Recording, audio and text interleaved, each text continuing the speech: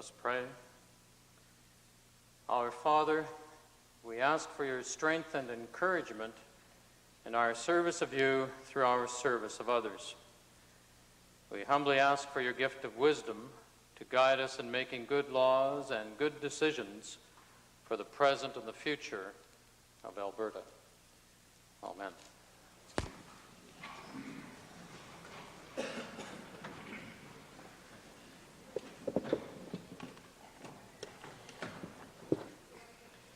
Introduction of visitors. Mr. Speaker, it's my pleasure today to introduce two guests located in your gallery. Mr. Jim Edwards, the Member of Parliament for Edmonton South, and Gwen McLaughlin, a representative of Emergency Preparedness Canada. Mr. Speaker, Mr. Edwards visited with me a little earlier this afternoon to present to the Government of Alberta and the people of Alberta a rather handsome cheque which concludes a participation by the federal government of over $1 million in the Alberta Public Safety Services Training School. All members will recall this school was opened in 1986 and has dramatically improved both the quality and the quantity of emergency preparedness training courses now offered to Albertans. Mr. Speaker, our guests are in your gallery, and I would ask the members to afford them the traditional welcome.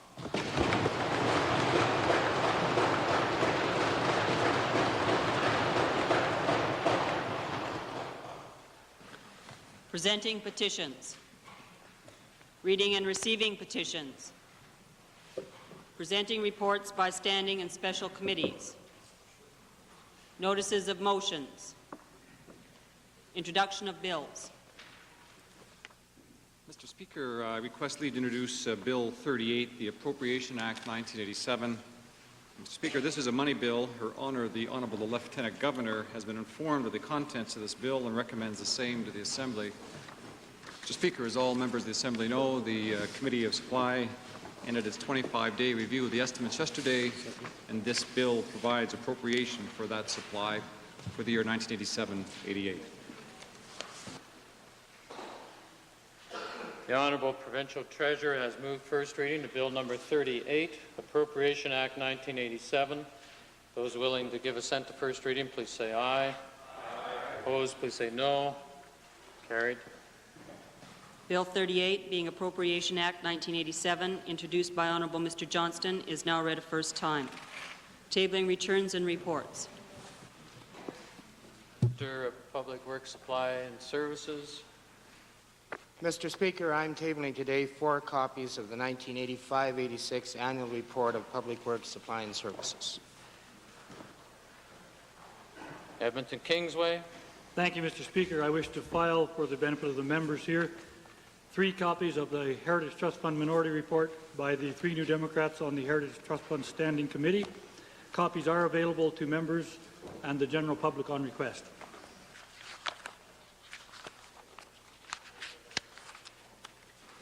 Introduction of special guests. Calgary Milliken. It gives me great pleasure today to introduce to you and through you to the members of the Assembly 28 of the most energetic students you'd ever want to run into from St. Bernadette School in beautiful downtown Calgary.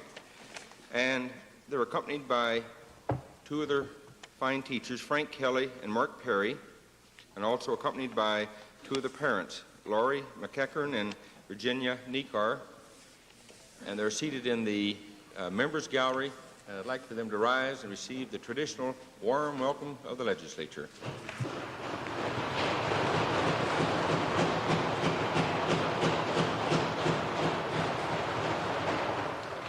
Edmonton Glengarry. Thank you, Mr. Speaker. I would like to introduce to you and through you to members of the Assembly Chief Jim Boucher of the Fort McKay Indian Band and his wife. Mr. and Mrs. Boucher are seated in the public gallery, and I would ask the members to give them a very warm welcome.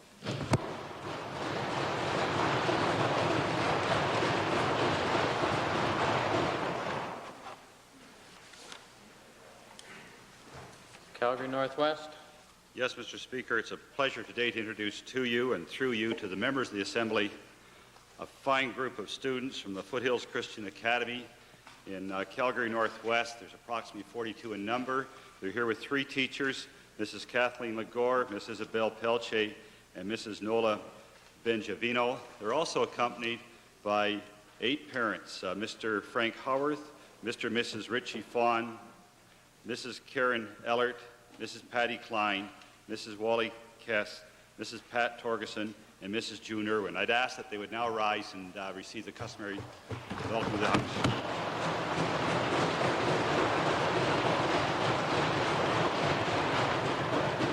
Minister of Forestry, Lands and Wildlife.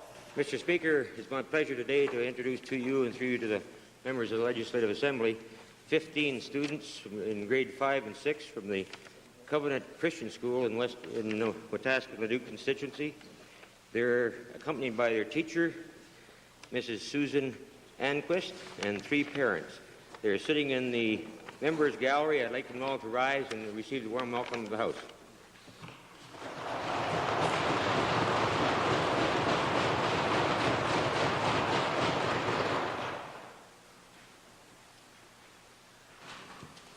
Ministerial statements. Oral question period. Mr. Speaker, I'd like to ask the Premier if, in light of statements made yesterday by Stephen Stiles, the former member who's received a government appointment, does the Premier now recognize that Mr. Stiles has gone from a non-apology to an unapology? Mr. Speaker,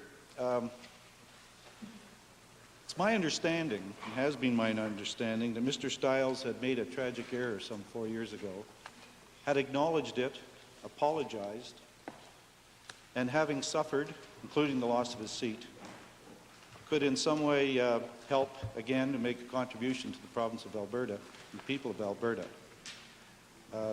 It may be, as a result of certain reports, that my information is incorrect. I don't know that, and you certainly can't take it from second-hand reports. Therefore, Mr. Speaker, I will determine whether my information is correct or not. I have no desire to have somebody who expresses doubts, or still expresses doubts, about the existence and facts of the Holocaust representing the government. A sign of integrity, Mr. Speaker. Thank you. My supplementary question to the Premier, then.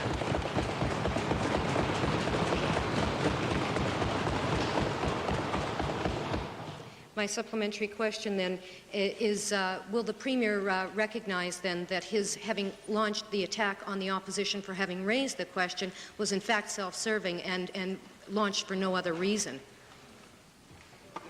I don't attack the opposition. There's a question. Mr. Speaker, I don't attack the opposition.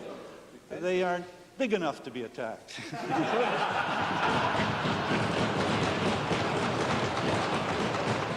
Mr. Speaker, I rise to meet the challenge. I promise to grow by 1 inch this year just for the Premier.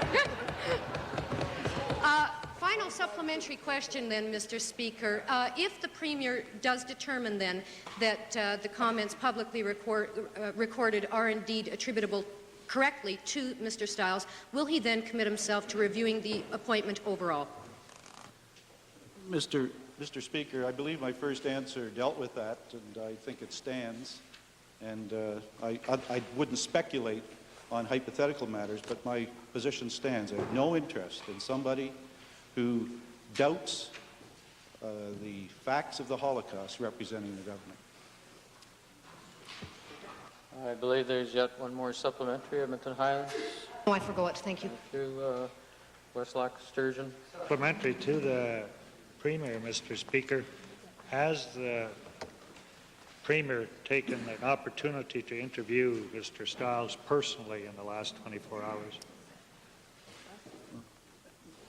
Mr. Speaker, as I said, I am trying to determine the facts because of the conflicting information that has been provided to me, and I do that in every way I can.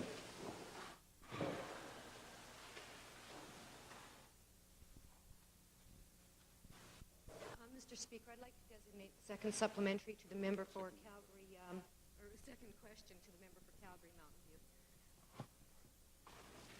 Mr. Speaker, my questions are to the Minister of Social Services. On March 9th of this year, I asked the Minister about the arbitrary termination of contracts with parents of handicapped children in the Calgary region. And the Minister admitted at that time that there had been, quote, an unfortunate occurrence in the planning of the Handicapped Children's Services budget." Unquote. Was the decision to establish 3 group homes for autistic young people in the Abbeydale community the unfortunate occurrence which she referred to in the legislature on March the 9th? Mr. Speaker, the two topics are absolutely unrelated. The Abbeydale situation is one that speaks to autistic children and special treatment centres and or autistic young people, and does not speak to handicapped children's services as they relate to families who are indeed providing for their own handicapped children. Mr. Speaker, in November of 1986, fee-for-service contracts with psychologists and others who provide help for abused and battered children and families were also abruptly terminated, and the psychologists were apparently told it was in order to control a projected $1 million cost overrun in the Calgary Regional Office. Will the Minister confirm that these children's services were cut because nearly $1 million had been committed to the Abbeydale and Delvey Ranch programs for autistic young people? Mr. Speaker, I think the honourable member will recall that in the late fall of last year, we did receive a directive, and had certainly discussed it before the directive was formally launched, to take all steps to make sure that there was no extra spending, and that in fact we were going to be able to live within our budgets. The honourable member is still speaking to two different issues.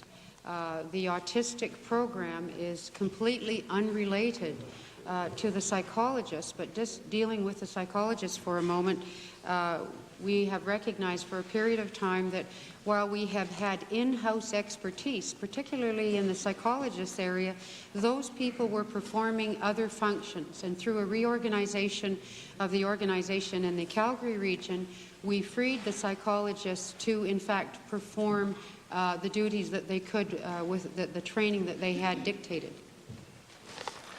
Mr. Speaker, I take it from the Minister's remarks that we have problems not only in one area but two areas in the Department's offices. I'd like to ask the Minister who made the decision to buy 3 houses in order to establish the Abbeydale program for 18 autistic young people, and when was that decision taken? Well, Mr. Speaker, let me first refer to the comment that the honourable member made in saying that there was another problem area. If the honourable member describes as a problem a concerted effort by the Department of Social Services to better utilize the professional people, then for sure we have a problem. And it's certainly one I'm sure that the honourable member would never have, because they wouldn't go into that type of reorganization and look at how they were functioning in order to accommodate a growing load and needs that have been demonstrated by people. But in terms of the Abbeydale program, I think that the honourable member, if he was following events publicly, will know that a number of years ago in the north there was a great problem with respect to a home that indeed had been authorized by the Department of Social Services. I believe it is fair to say, as a result of a concern with respect to any program that is raised, that the department officials and indeed the minister would be saying to the department to err on the side of the people that are being served. And therefore, if there's any question about the propriety or the type of services that are being delivered in a program, plans are going to be made to have an alternative delivery available should that be required on an emergency basis. And Mr. Speaker, we did have considerable concerns raised with respect to a program in the South. Mr. Speaker, if spending $1 million on 4 young people in 14 months is not a problem, I don't know what is. Is a minister concerned at this trail of unfortunate occurrences in the Calgary office, and if so, what is she doing about them?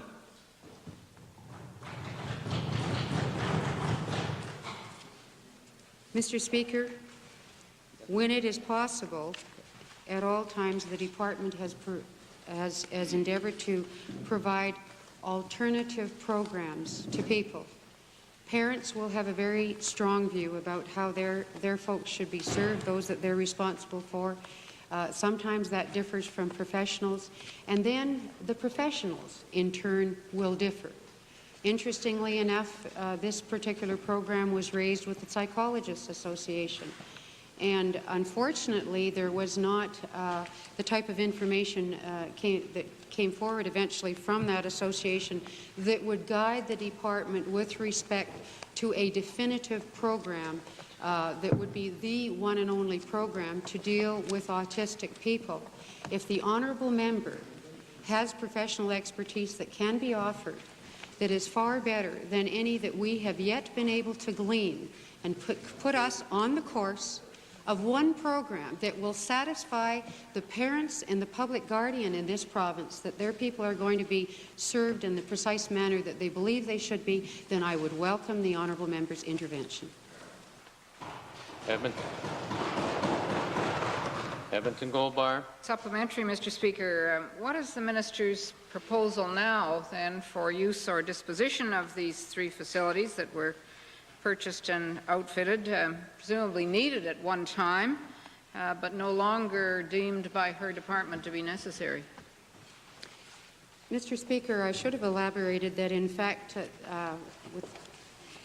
in terms of the honourable member's question yesterday, the honourable member was quite correct in saying that there were 4 people being served, and there were 4 people being served for several months, at the end of which time, when it was believed that there weren't going to be the additional 8 that had originally been planned for, then half of the staff was terminated with respect to that Abbeydale program.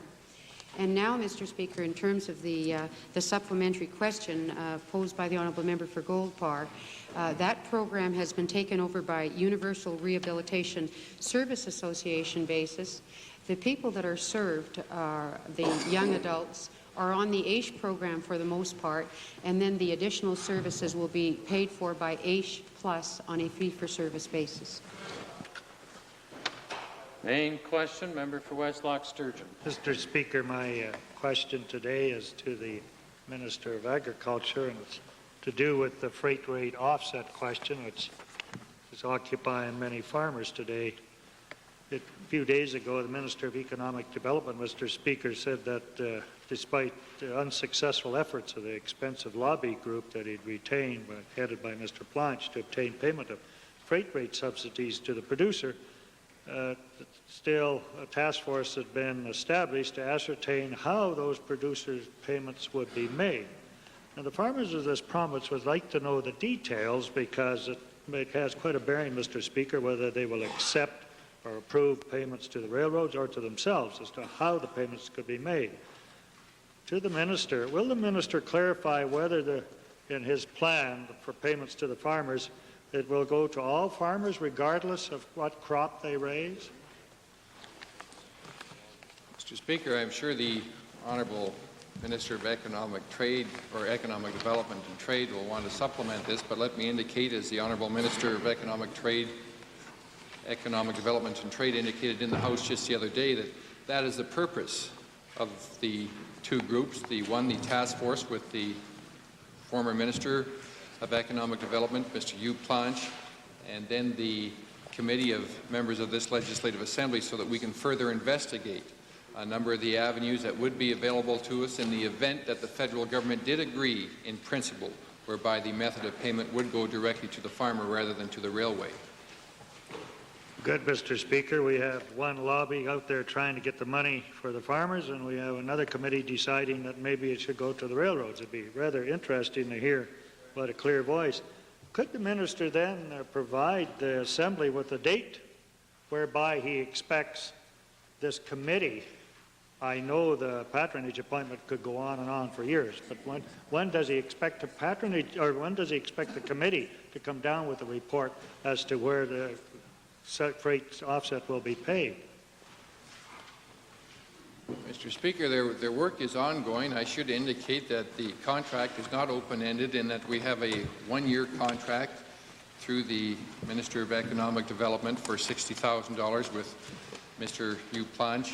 In addition to that, the chairman of our Agricultural Caucus Committee, the honourable member for Tabor-Warner, is the chairman of the the committee of MLAs, and they are working. I just met with them this past week to further develop some strategies as to how best we could accomplish our goals. Mr. Speaker, the member for Westlock Sturgeon needs to be commended for his newfound enthusiasm for the agricultural sector of this province and his sudden realization that this matter which has been an issue for quite some time has suddenly surfaced in his mind. Mr. Speaker, the process is one that is very important. It's important that we develop a mechanism by which the crow benefit can be paid to the producer in a manner that is equitable, that makes sense, and can be administered. It's essential for us to discuss the details of that proposed mechanism with farmers across this province, which also needs to be done. It is also essential that we have discussions with the federal government because the legislation that needs to be changed is federal legislation. So there remains some considerable work to be done, and I would suggest the honourable member restrain his enthusiasm for a while at least until the work is completed. Mr. Speaker, I am indeed surprised. I feel like I've been savaged by a sheep. Considering the significance of this report and when we expect and how important it is to the livelihood of Alberta farmers, would Minister give us his assurance that the farmers will be asked in a plebiscite whether they want to adopt the system when it comes through to payment to them, or whether they would rather have it go through to the railroads? Mr. Speaker, we on a consistent basis as a government consult with agricultural groups, as I indicated some weeks ago in this Legislative Assembly, that since becoming the minister I've met with over 200 groups throughout the province, and we consult on a regular basis so that we can be consistently well informed as to how the agricultural sector feels. Mr. Speaker, final supplementary. That was pretty smooth. You qualify, you could skate backwards and stick handle at the same time.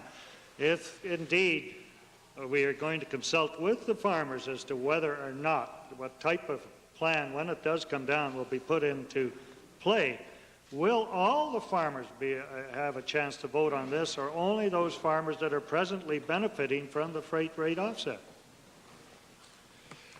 As I just indicated, I have nothing further to add to the honourable member as it relates to this topic, but as I just indicated to the honourable member, we're going to consult widely, as we have done consistently with the agricultural sector. It is our feeling through consultations to date that there is broad support for the method of payment going directly to the farmer so that we can have further value-added products developed within this province. And if I could, Mr. Speaker, I didn't want to take the liberty of responding when he put questions to me the other day, but we do have additional information, and I noticed in the paper he indicated he assumed he was correct if I did not correct him.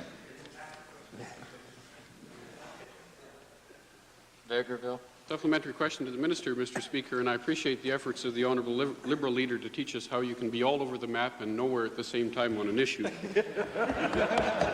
In terms...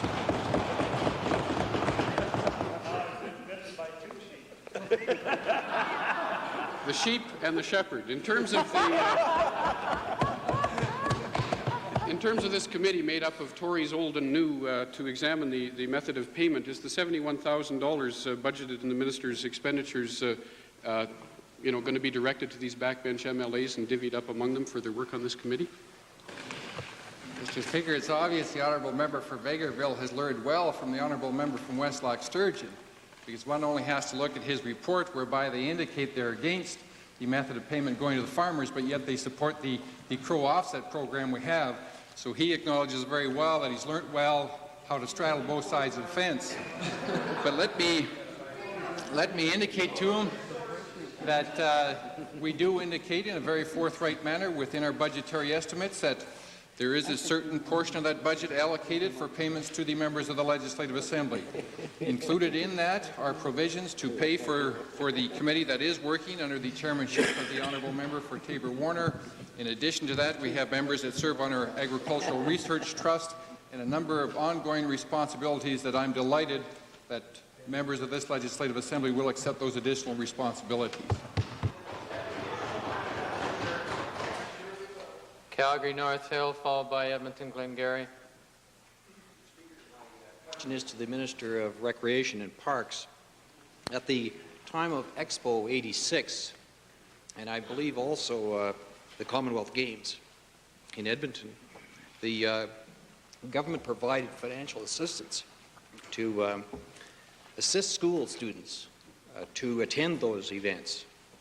And in the view of the fact that the schools will require some advance warning to set their plans, if such a program is available for this year, pardon me, Mr. Speaker, is the Minister in a position to advise the Assembly if such a program will be in place for the 1988 Olympics? Well, thank you, Mr. Speaker. For a minute, I thought I might have to anticipate the question. I appreciate the member's concern and really welcome the opportunity to perhaps clear up any misunderstanding for the Assembly so they may advise their constituents in view of the concern that's raised. And yes, it's true in 78 and in 1983, the Commonwealth Games and University Games were funded to approximately some $350,000 to $400,000 to assist students. But keeping in mind, Mr. Speaker, on both those events, school was not in class. It was in the summer period, so there was no problem. But in view of the variance in the travel costs and due to the geographics as well from the consider an area in Red Deer in relation to Peace River, there's extra cost factors involved. We've reviewed it with the Department of Education through our department as well, and regrettably, given the current financial situation and overall restraint program, we do not believe it's possible or feasible to initiate a special program at this time. I would like to encourage the member and other members as well, though, to go back to the individual school boards, and perhaps there's some other method or means they may wish to pursue individually. And as well, I would suggest that they contact a gentleman named Mr. Peter Spear, who heads up the youth programs for the organizing committee of the Olympics. And perhaps the Minister of Education would wish to supplement that. Mr. Speaker, my supplementary to the Minister anticipates perhaps the Minister of Education may wish to supplement the information. In view of the fact that the program for financial assistance for attendance will not be going through, I'm wondering if the Minister has, in fact, developed any other programs or ways to encourage the interest and participation and support of the school students in participating in the Olympics for 1988. Mr. Speaker, perhaps I am more appropriately the person to respond to that question. The Department of Education, and in fact it was at the commencement of Education Week this year, we announced the establishment of some Olympic kits which would be distributed to all school boards in the province in order that school boards could develop with students of all ages the matters of good sportsmanship, a good appreciation of the history of Olympics in the world and its effect on world peace, and to explain to students across this province, not just those in the Calgary region, of what a tremendous and exciting opportunity the Olympics, the Winter Olympics '88 will present in Calgary. I was pleased we were able to be part of that important initiative by OCO, and certainly was very glad to announce it during Education Week. Supplementary, Calgary Buffalo. Parks and Recreations, will the Minister make representations to the British Columbia government to provide grants of $100 to each of their students so they can come to the Olympics in the same way as we gave grants of $3.6 million so we could export our tourist jobs and send our students to Expo in Vancouver? Well, certainly good representation, Mr. Speaker, and I've already had the opportunity of meeting with my counterpart, the Minister in BC, recently, and that discussion did take place, and whether that's forthcoming or not is yet to be seen. Edmonton Glengarry, followed by Calgary Forest Lawn. Thank you, Mr. Speaker. For the Minister of the Environment, the Department has issued a permit for the use of methoxychlor as a blackfly control in the Athabasca River. On February 2nd, the member for Athabasca wrote a letter to the Minister of the Environment requesting an extension of the control program based on information given at a public meeting by his department officials that no safer alternatives were available. But this information was incorrect, and in fact the department had known of safer alternatives for some time. My question, how much longer will it be until the department tests various alternatives available for blackfly control and chooses one of them for an alternative program? Mr. Speaker, I'm unaware of any incorrect information given by any official from Alberta Environment at a meeting in February of 1987 that the member from Edmonton Glengarry alludes to, and I'm unaware at this point in time either of a safe, conclusive method of dealing with a very savage little fly called the black fly that just causes animals to react in very, very significant ways in the Athabasca River Basin. Supplementary, is it the case then that the Minister's Department is not aware that Bacillus thuringiensis has been federally approved and proven effective for running water and has been deemed suitable by the Conservative Environment Minister in Saskatchewan? Mr. Speaker, the subject matter of the use of methoxychlor as an insecticide in the province of Alberta has been one that we've been looking at for the last number of years. And officials in Alberta agriculture who basically conducting tests and undertaking reviews with respect to certain applications that we can use to control the black fly in the Athabasca River have basically suggested to me and continue to suggest to me that until we can find a conclusive alternative, that in the interim, the usage of methoxychlor is the overall safest one for any impacts on the environment. Mr. Speaker, I would ask you if it is not true that in fact the major direction of departmental studies have been aimed at proving that methoxychlor is safe rather than conclusively proving that others are safe and better and that they are there if the department would focus its research. Well, Mr. Speaker, I can't comment on behalf of research being undertaken by Alberta Agriculture, but that certainly is not the information provided to me at this point in time. Will the Minister guarantee at this point that an alternative program will be looked into and will be in place by this time next year? Mr. Speaker, I indicated a little earlier that I had spent a considerable amount of time in 1986 in the early part, and now saying in the early part of 1987, attempting to find an alternative to the use of methoxychlor in the Athabasca River. I cannot guarantee. I'm not God. I'm simply a mortal being. I've indicated...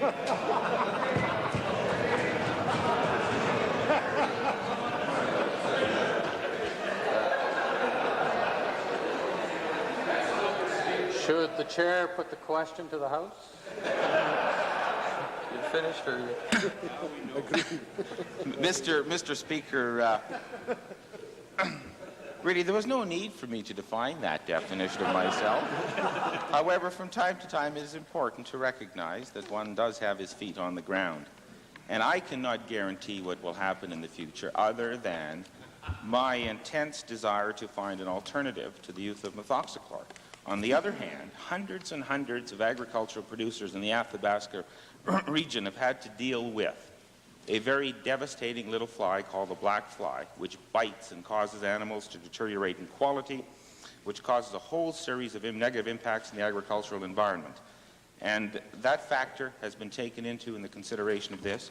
I should point out as well, Mr. Speaker, that in the permit that was issued yesterday, there were 13 conditions, 13 very, very stringent conditions that have been applied to the application of methoxychlor that will be applied by the County of Athabasca upon the request of the County of Athabasca, and as correctly pointed out by the member from Glengarry, a part of the result of a submission by the member from Athabasca-Lac-La-Biche saying, let's go with this.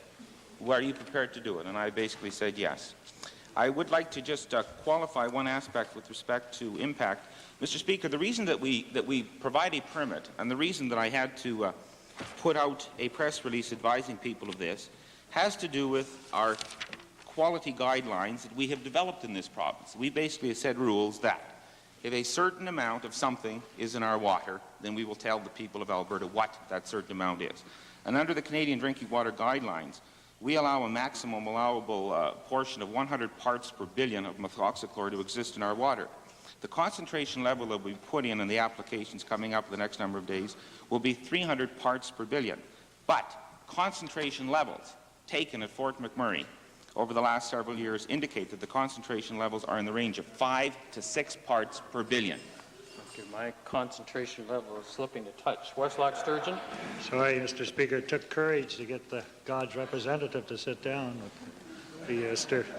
Speaker, as a supplementary and along the line of the quality of the water in the Athabasca River, could the Minister of the Environment tell us what he is or hasn't planned to clean up the quality of the water downstream from Fort McMurray to Fort Mackay so that the people could drink the water even 40 miles downstream at Fort Mackay? Mr. Speaker, I would not advise that any citizen anywhere in the world drink water out of rivers or lakes unless we have that water, first of all, pasteurized. I recall there was a very famous gentleman in France over a century ago who developed a process. We've all agreed and we've all learned that we should boil water and treat water, Mr. Speaker, before we simply drink it out of rivers and streams. That doesn't suggest that the drinking of such water would be harmful to an individual. I just think that in terms of the commitment that the opposition is consistently asking the government to provide with respect to preventive quality health care, that surely we should recognize that now is the opportunity to make use of all the lessons that we've learned in history with respect to improving the quality of our living and our environment, and particularly our health in this case. Calgary Forest Lawn, followed by Edmonton Strathcona. Mr. Speaker, on April the 29th, the Minister of the Environment was quoted as expressing frustration that no charges were laid in connection with a toxic gas cloud that appeared over the city of Calgary. To the Minister of Environment, will he now confirm that he is pressing the Attorney General to lay charges against Western Co-op Fertilizer in connection with this incident? Mr. Speaker, I'm not sure that the Minister of the Environment basically said that he was frustrated in the manner in which the member has just identified. I certainly have instructed officials in Alberta Environment from that point in time to assemble a package of information, attempt to assemble as much evidence as possible that could be put into a package and transferred to officials in the Attorney General's Department for their evaluation to determine whether or not charges should be laid. At no time, in fact, though have I ever followed the advice given by the member, that would seem to me to be a case of political interference into a regulatory legal process. My first supplemental, Mr. Speaker, is to the Attorney General. Is he now prepared to lay charges in this matter? Mr. Speaker, this matter has been under careful review by the Department of the Attorney General since the incident occurred and information was provided by Environment. At this stage, however, no decision has been made to proceed with charges. Speaker, some 2 weeks ago, the minister was quoted as saying it would only take 2 weeks for his department to sift the evidence. Why is there to the Attorney General, why is there such a delay in acting in this situation? My colleague, the Minister of the Environment, has been providing additional information from time to time, which would assist in the Department of the Attorney General coming to a conclusion as to whether or not charges should be laid in this particular case. And I understand that such recently, within the matter of the last 2 days, additional information has been supplied for consideration of agents of the Attorney General. Final supplementary, Mr. Speaker, to the Minister of the Environment. Would the Minister now consider a policy that would provide permanent air monitoring equipment near such industries with the cost to be recovered through permits issued under the Clean Air and Water Acts? Mr. Speaker, such facilities are in fact in existence throughout the province of Alberta. But I would want to clarify one thing, Mr. Speaker. The Attorney General's Department is not frustrating any investigation. We are gathering evidence in Alberta Environment. That evidence will be provided to the Attorney General's Department. When the Attorney General's Department has a complete package of information with respect to this case, they will determine whether or not sufficient evidence exists to warrant a charge. But at no time in between will I be pressured by anybody on the opposite side to get involved politically in terms of a regulatory legal process that must follow its course. Final, someone else want to get in on a supplementary back there, or Westlock Sturgeon? Speaker, this is supplementary to the Minister of Environment. Has he or his agents inspected the facilities of the fertilizer or the manufacturing plant that allowed the toxic gases to escape, to see whether or not there could be changes in technology or changes in equipment that would stop it or at least minimize the chance of it happening again? Mr. Speaker, investigations and continued monitoring has occurred since a Sunday in April, when a gas release did occur in the city of Calgary. A gas release then was reported some 30 hours later as an anomaly, an operating anomaly, and those investigations are continuing. Little Bow. Question to the Minister, and it's with regards to investigations. On the Glenmore Reservoir, there was an oil slick of fair size on Monday night. Could the Minister indicate whether investigations have taken place on that matter and whether any charges might be pending? That matter, Mr. Speaker, is being reviewed by the Calgary Board of Health. That was a quickie. The member for Edmonton Strathcona, followed by the member for Edmonton Meadowlark. My question, Mr. Speaker, is to the Solicitor General. It concerns the RCMP contract. I'm sure we're all glad to hear that a couple of weeks ago the Louis Bull Reserve became the first reserve to have tribal police, as I think they're called. And I just wondered what arrangements exist with the RCMP under their contract or otherwise with the federal government to bear their responsibility for the policing costs, since it is under the Constitution their responsibility.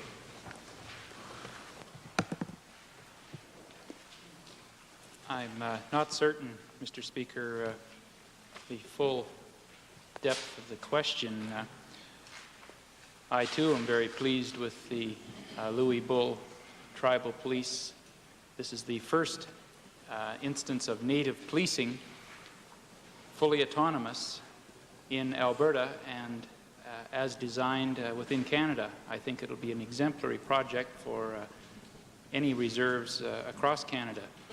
The RCMP have agreed to work with the Louis Bull Police Force to provide lockup facilities at the moment and to help them with any investigations that they may not have the capacity to conduct on their own. As far as jurisdiction, the RCMP has jurisdiction to police anywhere in Alberta, and in that way would have jurisdiction over the reserve. But the Louis Bull, as a fully autonomous police force, has jurisdiction to also police anywhere in Alberta. Mr. Speaker, my question is not quite appreciated, perhaps, that the responsibility for policing Indian reserves is, of course, a federal one. Yet I understood from the Minister when he made the announcement a couple of weeks ago that the cost of this police force is borne by the province of Alberta. We're certainly in favour of it. I was just wondering about how it relates to the RCMP contract. Mr. Speaker, the policing costs for the Louis Bull Reserve are borne by the Louis Bull Band, with the exception of the per capita grant provided by the Solicitor General's Department in the same amount that any other municipality who forms a municipal police force would receive. Thank you, Mr. Speaker. Why is it that this particular police force is the most heavily armed in Alberta? I don't, Mr. Speaker, have an exact count on the number of particular armaments that the police force would have. Any police force must receive permission from the Solicitor General's Department to procure and carry weapons, and in this particular instance they've met all qualifications under the firearm regulations. Yes, the armament I refer to are 357 Magnums, Mr. Speaker, and I wonder if the Solicitor General would make my day by explaining explaining the necessity for these or possibly any sidearms on the reserve. Again, Mr. Speaker, I can say that they have met the qualifications and specifications set out by firearms. That particular band must feel that they have very large varmints out there that would require a higher bore. Additional supplementaries. Member for Edmonton Meadowlark, followed by the member for Calgary Buffalo. Mr. Speaker, thank you very much. I would like to pursue the question of Mr. Stiles' appointment somewhat further and its implications for tolerance and understanding matters in this province. To the Premier, could he please specify to the Legislature when he will speak to Mr. Stiles and by which time he will have made a decision on that appointment? With due respect, honourable member, it's a repetition of a question that was answered earlier today. Asked and answered. Fine, thank you.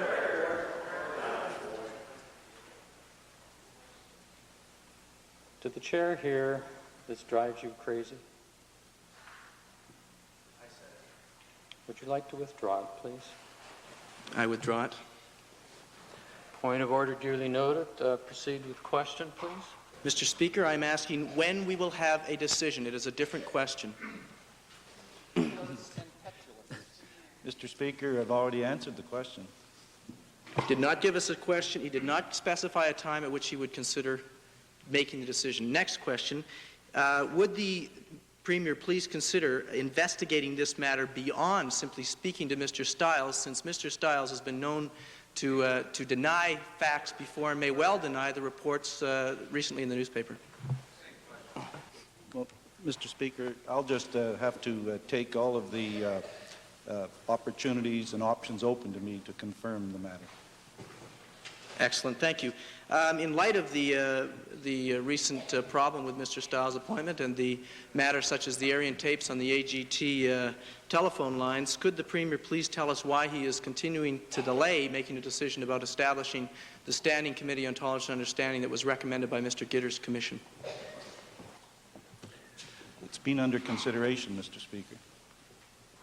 Mr. Speaker, final supplementary. Is the Premier aware that the Minister of Technology, Research and Telecommunications, the Solicitor General and the Attorney General have each either not responded to B'nai B'rith's request to meet with them or have actually cancelled meetings that were already scheduled with B'nai B'rith? And will he be directing one or all of these ministers to meet with B'nai B'rith to discuss this important matter of tolerance and understanding in this province in light of recent matters in this regard?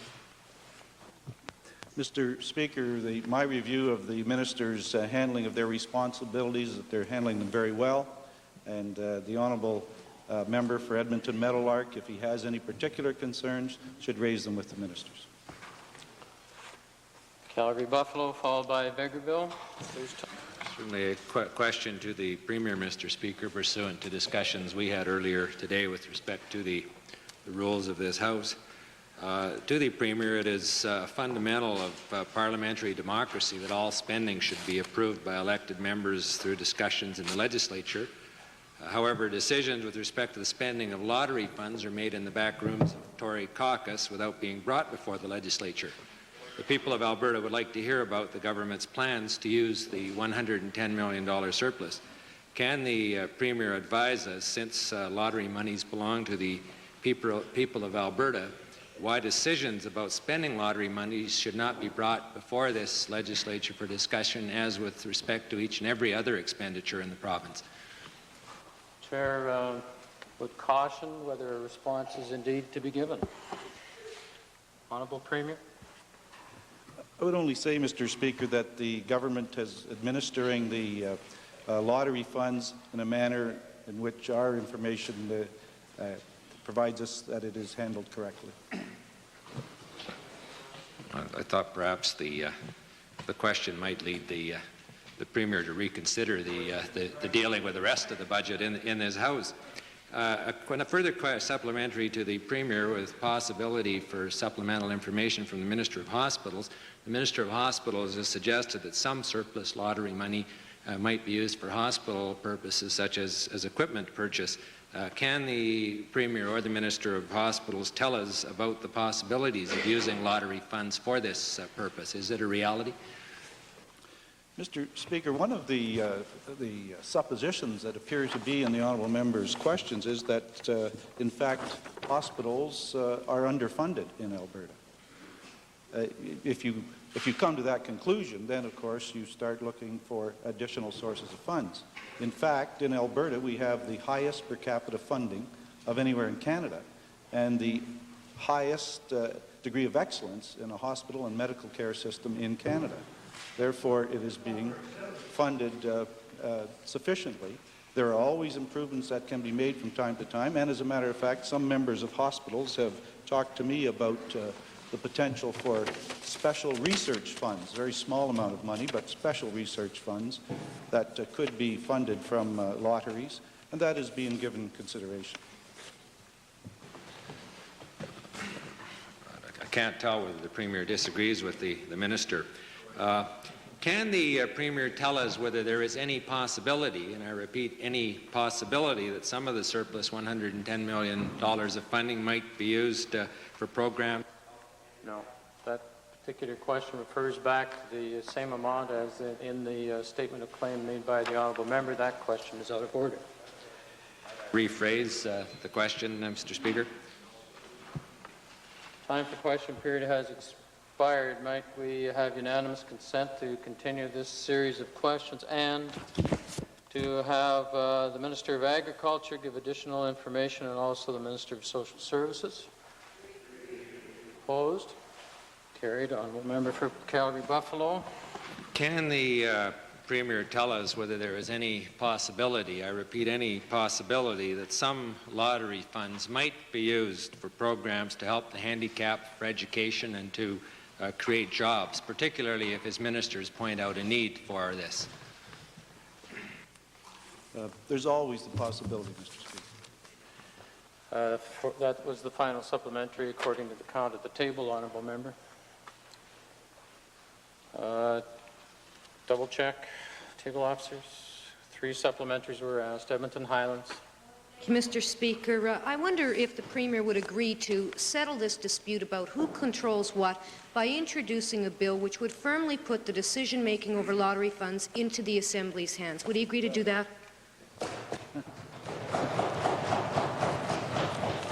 As I said, Mr. Speaker, the information which we have before us is that the government is handling lottery matters properly.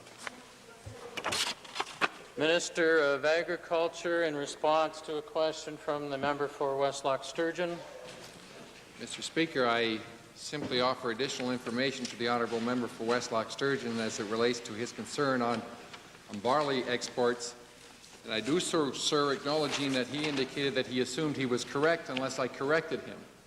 So I am going to correct him so that he's not under the assumption that he is correct. Because his information was incorrect, Mr. Speaker, in that our barley exports are likely to reach record levels this year and that we've exported in excess of 5.2 million tons to date. There are no vessels waiting at any port in Canada for barley exports. And I simply say that to underscore the accurate reporting in the Edmonton Journal today. Question. Allowed to answer. In view of the fact that the answer you gave was a very good one, but was not to the question I made. The question was, did he know of any shipments that had been canceled, orders been canceled, that had been bought by the Republic of Arabia, or the Arab Republic, I should say, because they were having trouble getting ports loaded. And that goes back 120 days, not like what's going right now. Mr. Speaker, the information that we've uncovered is that there is no fact to what he's presented in this instance also. Minister of Social Services, in response to the member for Calgary Mountain View. Thank you, Mr. Speaker. In the questions posed by the honourable member for Calgary Mountain View, I believe that there were 2 prefaces to the questions that supposedly provided information to the House that I ought to correct. One of them was that the program was a $1 million program. And, Mr. Speaker, while it indeed was an incredibly expensive program, the honourable member was high by $200,000. And also, the homes were not purchased. They were repossessed homes and, in fact, belong to Alberta Home Mortgage Corporation, so there was no purchase. Mr. Speaker, to ask the minister to clarify the statement, did the amount of money referred to in her statement then not include the costs of purchasing or acquiring the property or the houses to provide that program? No, Mr. Speaker, but it certainly would have included renovations and the type of security that was needed in order to make the accommodation suitable for the very special clients being housed. Chair has received notice of point of order, Pincher Creek Crow's Nest. Mr. Speaker, I rise on a point of order under Standing Order 65, subsection 2, with regards to the presentation today of the report by the member for Edmonton Kingsway. If I may quote Standing Order 65-2, it states, "The report of a committee is the report as determined by the committee as a whole, or the majority of it, and no minority report may be presented to or received by the Assembly." As such, I believe the report, the filing should be withdrawn, and the member, I'm sure, has the imagination to present his views in a different manner and in a different form. To the point of order. I suppose, Mr. Speaker, if it would make him happy, I'll withdraw the word minority report on it. Happy news, this is a withdrawn report. The chair directs, under Standing Order 65, subsection 2, that the report is tabled today be returned to the honourable member and not received by the Assembly. With regard to points of order, Edmonton Meadowlark. Mr. Speaker, I rise on a point of order under 357D, which was undoubtedly the section of Beauchesne that you referred to in ruling my question to the Premier earlier today out of order. I believe that it is really a matter of fact. My question earlier in the day, Mr. Speaker, the Premier indicated that he would review the decision. He would speak to Mr. Stiles. My question merely asked him when. That is not the same question. It is a different question. And I think that when Hansard is reviewed, it will be clear that I was in order to ask that question. The problem with this kind of debate is, of course, that win or lose, we lose, because I will not get an opportunity to ask that question again without utilizing further questions in question period, which you know are very dear to the opposition members and which are always insufficient. I would therefore propose, for which there are insufficient. It seems to me that there is a shortcoming here. I know that there is pressure on you to make decisions under difficult circumstances, but I feel that time and time again, the matter of being ruled out of order and not having the chance to re-ask the question, despite the fact that we are right in asking the question in the first instance, curtails our ability to pursue the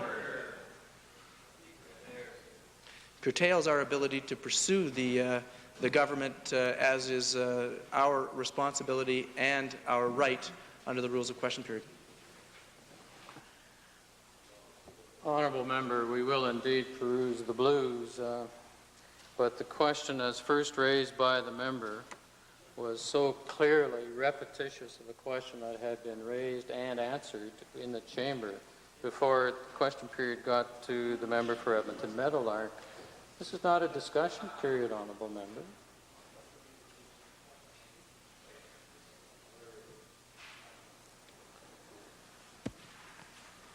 The chair also allowed the member to rephrase and carry on with a line of questioning. Therefore, the chair really doesn't regard that a great disservice has been offered to the member. The blues, nevertheless, will still be reviewed.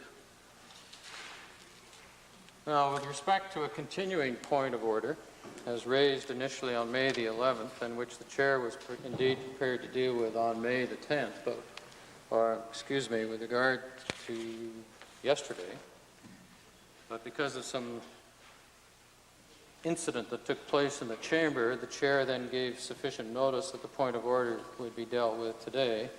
The chair now goes on to deal with a number of matters as raised by the member for Calgary-Buffalo in a series of question periods.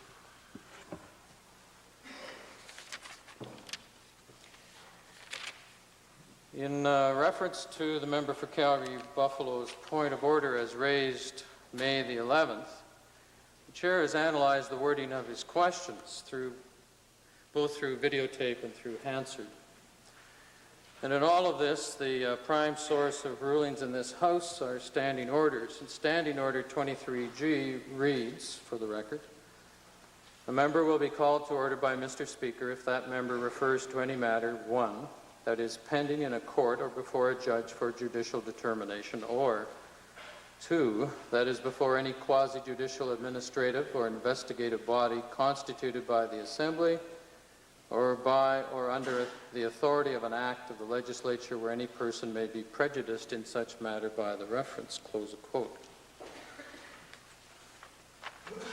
This is very explicit in that it makes no mention of the stage litigation must be at before it will be ruled out of order under the sub judice rule. The member for Calgary-Buffalo, being a plaintiff in this matter, is most certainly an individual who would be prejudiced by the proceedings within the chamber, particularly as he will, to some extent, determine the outcome of those proceedings. I would rely on the standing orders rather than Beauchesne, because it seems to reflect a much stricter application of the rule compared to the Federal House, and would seem to be in keeping with the British parliamentary practice of sub judice points of order. Standing orders, in any event, take precedence over either Beauchesne or Erskine May. The member for Calgary-Buffalo managed to ask 3 questions, being first main and 2 supplementaries. His first main question was out of order, both in its preamble under Standing Order 23G and in the actual question by his asking how much money was in the fund. His question is, in fact, according to the pleadings of his own case, a matter before the courts and would therefore fall under the rule. His first supplementary question was also out of order, both with respect to the preamble and with respect to the question itself. It also has the distinction of seeking a legal opinion, which is out of order, additionally under Beauchesne, citation 360, subsection 1, and Beauchesne 359, subsection 3. The member for Calgary-Buffalo might likely argue that his first supplementary question did not seek a legal opinion, but it undoubtedly does seek a legalistic interpretation of parliamentary rules and procedure, if not statute or regulations. With respect to the transcripts of yesterday, the member for Calgary-Buffalo attempted questions regarding lottery funds, which would leave no doubt that the subject matter of his questions definitely touches upon his statement of claim filed in the Court of Queen's Bench and would therefore be out of order under Standing Order 23G. The member's objection at the top of page 1180 in Alberta Hansard and his promise that he would not refer to the lawsuit, but lottery funds in general, did not in this case hold to be true. The preamble to the member's question, appearing at the bottom of page 1179 of Alberta Hansard, states, and I quote, "It's clear from comments of the Minister of Career Development and Employment outside of the legislature that the government does not have any authority for the millions of dollars of lottery expenditures being made," close of quote. The very nature of the member for Calgary-Buffalo's claim against the minister puts this very subject before the courts for interpretation. The member's statement of claim is so wide in its scope that it would be difficult to understand how he could ask a question not touching upon the matters within the claim unless it deals with lottery funds of other jurisdictions or of matters in a general nature. And indeed, today, the line of questioning was allowed to continue with very careful attention to what the questions were.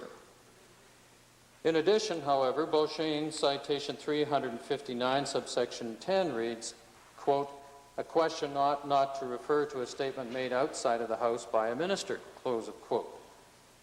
The member's own question admits that his query is based on a statement made outside of the House and therefore also would be ruled out of order.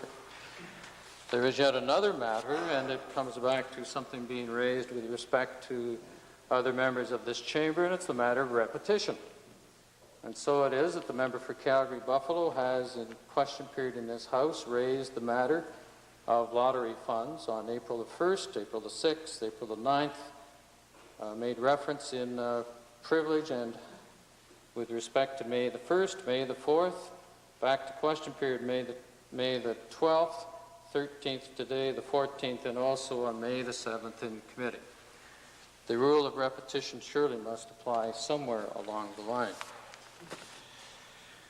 With regards to the ruling, or with regards to ruling the member out of order, after carefully reading Hansard, we seem to have a continuation of this ongoing discussion with regard to the topic, but nevertheless, Standing Order 23G is operable.